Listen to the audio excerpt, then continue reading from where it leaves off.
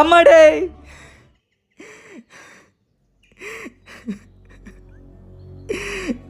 అమ్మాడే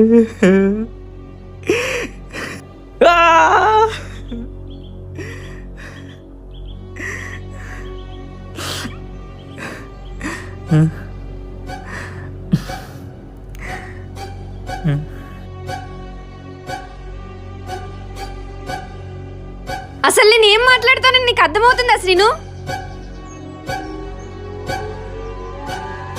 రాఘవ మంచోడు కాబట్టి, ఊర్లో మంచి పేరు ఉంది కాబట్టి నేను వాడు లవ్ చేయమని చెప్పింది. అందువల్లే కదా మనం ఇక్కడి వరకు వచ్చింది. రాఘవ పెళ్ళి అంటున్నాడు, నాకేం చేయాలో అర్థం కావట్లేదు. ఏం చేద్దాం చెప్పు. నువ్వేం భయపడకు మధు, నేను ఆల్రెడీ పెళ్లి ఏర్పాట్లన్నీ చేస్తాను. రేపు పొద్దున్న వెళ్ళి పెళ్లి చేసుకుందాం, ఓకేనా? సరే.